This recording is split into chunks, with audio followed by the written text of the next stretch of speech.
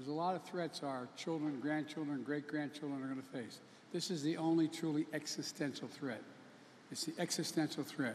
If we don't meet the requirements that we're looking at, we're in real trouble. Your work has never been more important than it is today. Together, we've made a lot of progress so far, but we got to finish the job. Over the past 2 years, a third of Americans have been personally affected by extreme weather events. 1/3. Folks, this is what climate change looks like. Only it looks worse if we don't do something now. Well, let me tell you, the Inflation Reduction Act includes $369 billion to combat climate change.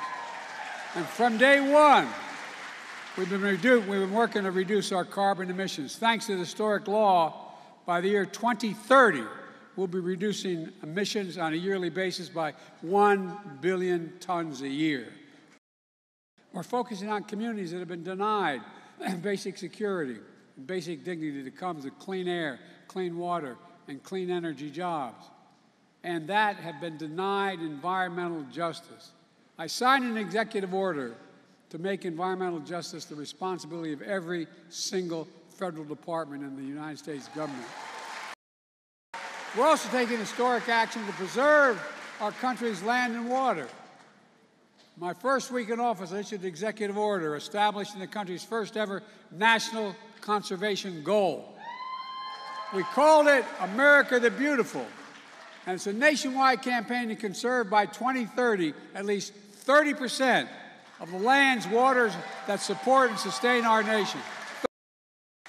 We're working to designate 770,000 square miles in the Pacific Ocean as a new national marine sanctuary. We're going to get it done. Just my first year in office, we, and I mean we, all of us in this room, protected more land and waters than any president since John F. Kennedy. And on day one of my presidency, we moved to re-enter the Paris Accord because the United States should lead the world in climate. We're the ones that caused the problem. The United States.